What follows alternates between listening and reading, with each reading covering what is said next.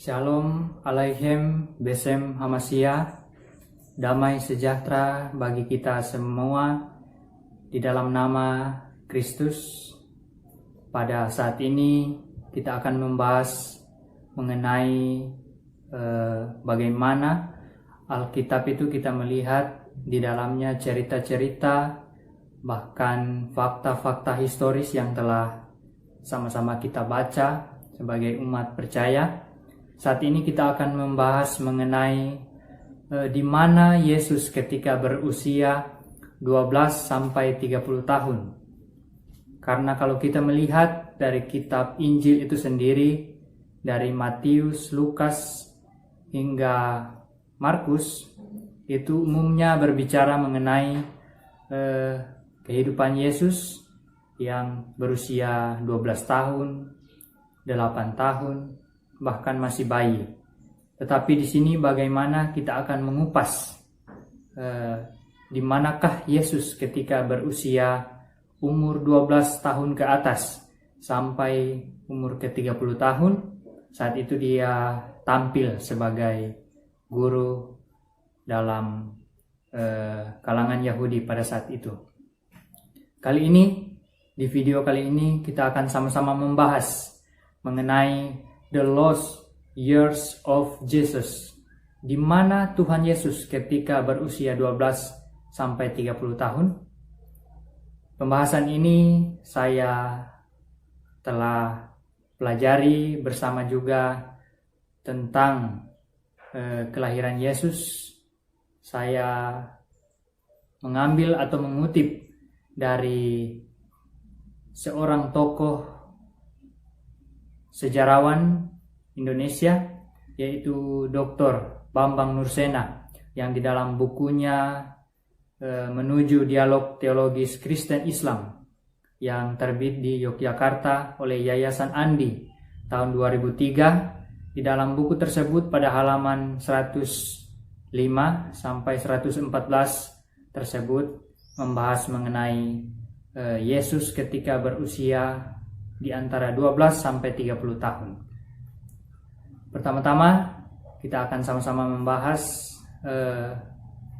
kitab suci. Mari kita buka Alkitab dulu di dalam Yohanes 21 ayat 25. Kita sama-sama buka Yohanes 21 pasalnya yang ke-25.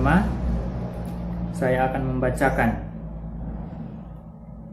Masih banyak hal-hal lain yang diperbuat oleh Yesus, tetapi jikalau semuanya itu harus dituliskan satu persatu, maka agaknya dunia ini tidak dapat memuat semua kitab yang harus ditulis itu. Nah, ini perkataan dari Yohanes pasal 21 ayat yang ke-25. Saat ini mengenai pertanyaan kita, di manakah Yesus ketika berumur 12 sampai 30 tahun itu? Pada keempat periwayatan Injil yang telah kita baca bersama-sama, yaitu kehidupan Yesus ketika ia dilahirkan, terdapat di dalam Matius 1 ayat 18 sampai 25 dan juga Lukas 2 ayat 1 sampai 7. Kemudian Yesus disunat pada usia 8 hari dan diserahkan di bait Allah. Itu terdapat di dalam Lukas 2 ayat 21 hingga 40 itu diceritakan.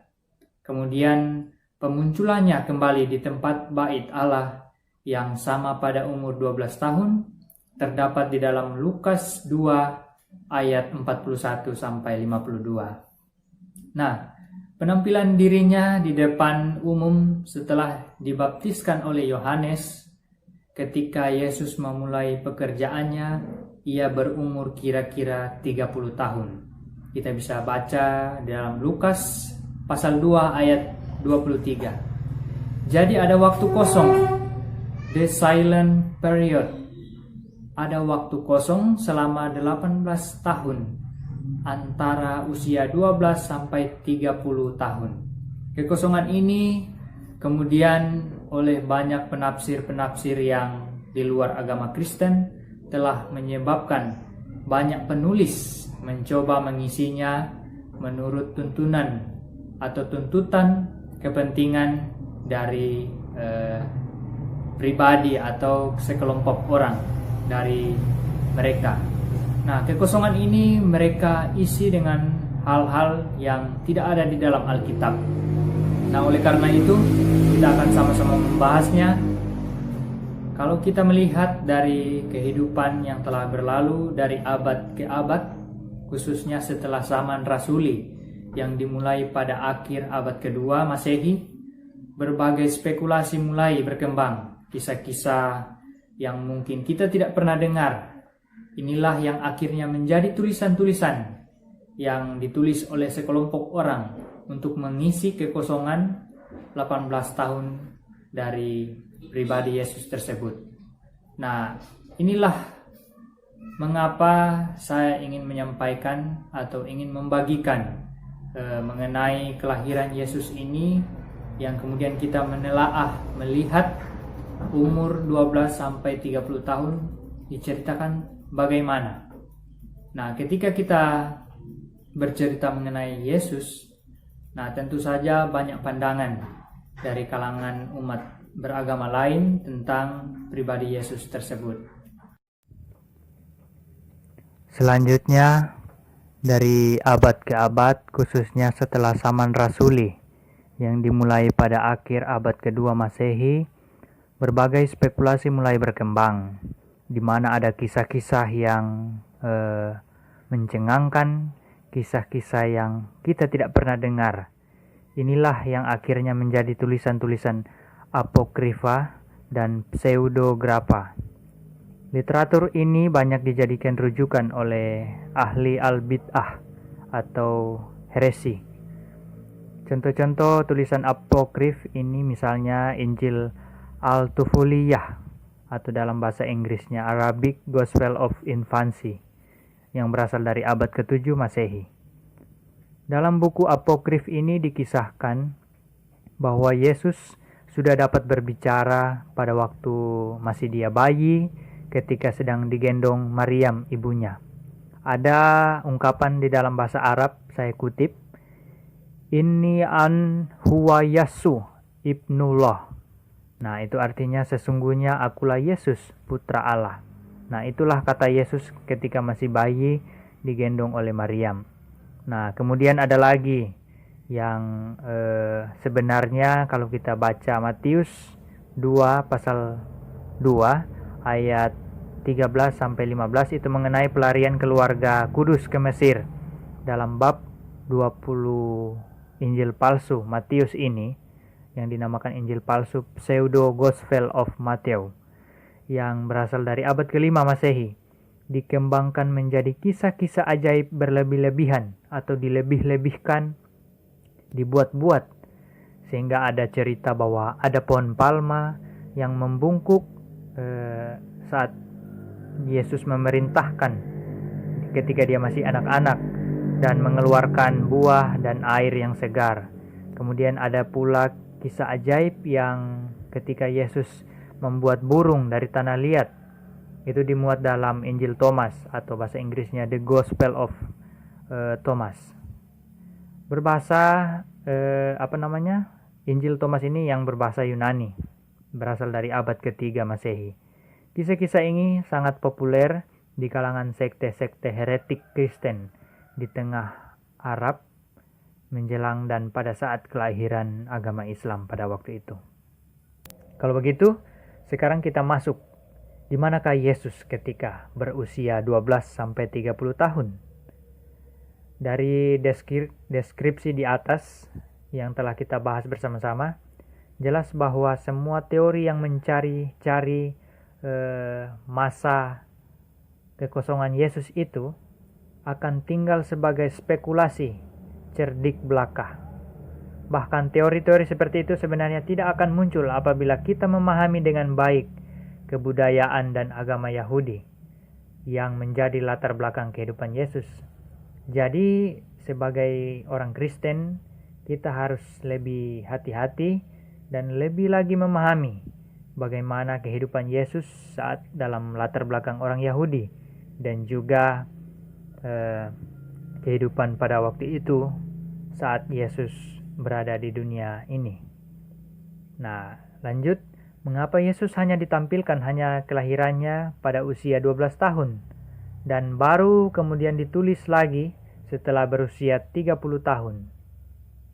Nah, dari perspektif Yahudi, hal itu bukanlah hal yang aneh, sebab menurut budaya Yahudi, seorang laki-laki baru boleh mengajar di depan umum pada tahun atau pada umur 30 tahun. Menurut kaum Yahudi, usia seorang anak digolongkan ada 8 tahapan. Yang pertama, Yalet, yang artinya usia bayi. Yang kedua, Yonek, yang artinya usia menyusu.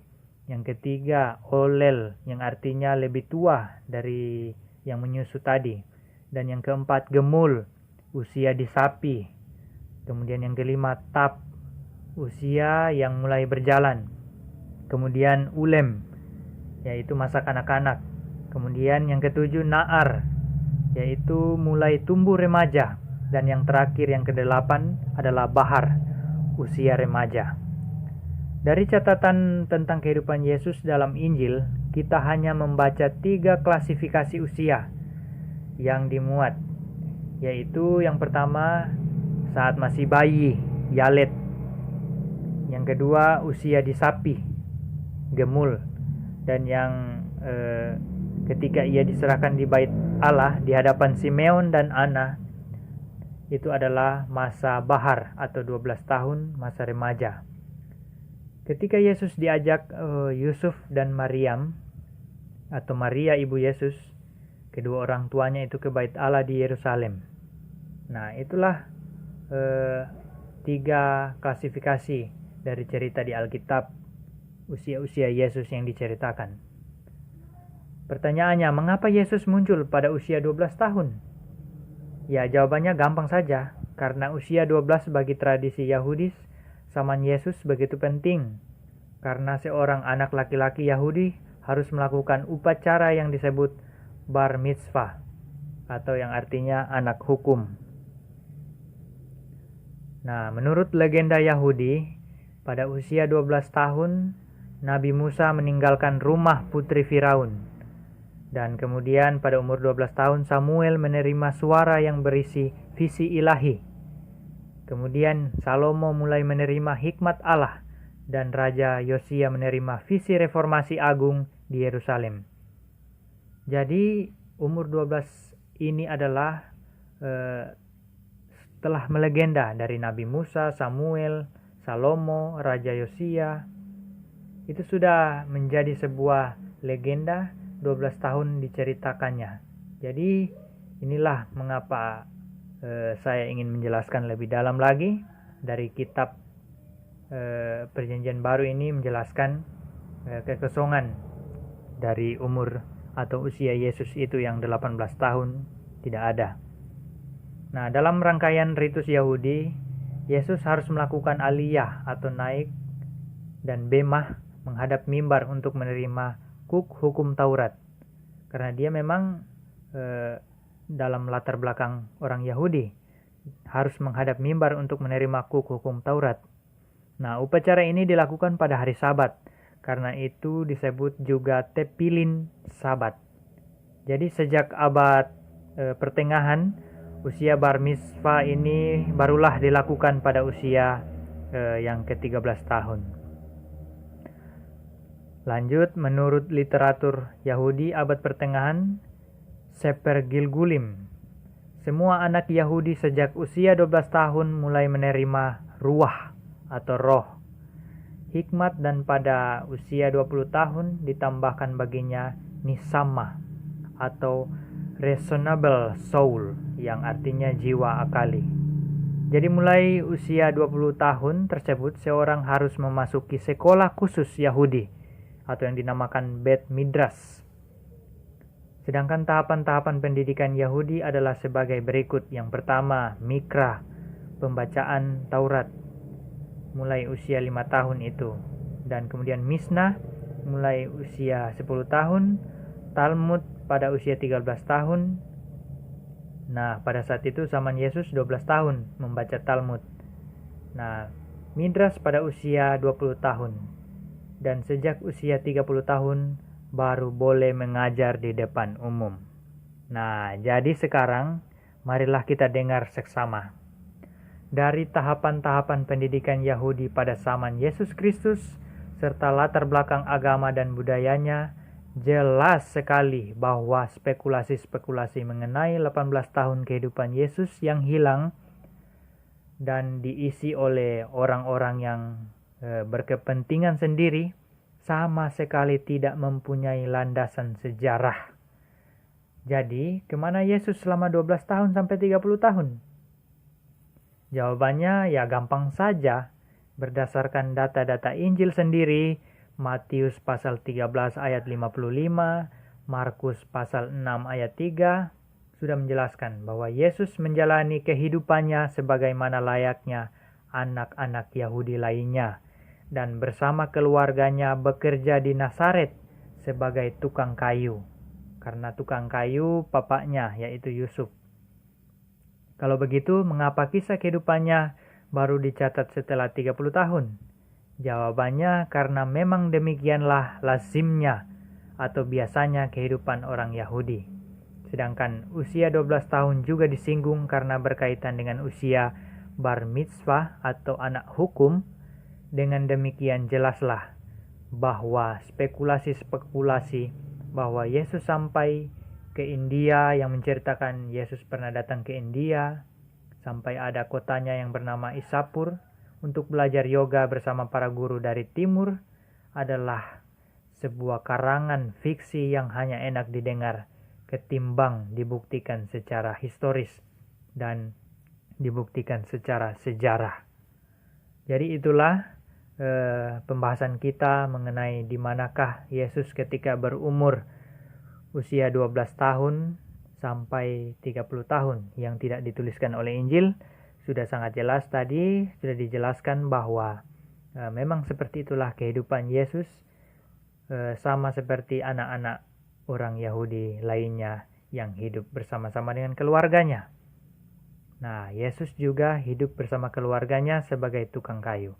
Jadi itulah mengapa saya ingin membagikan bagi kita sekalian kehidupan Yesus yang 18 tahun itu tidak dicatat di dalam Injil.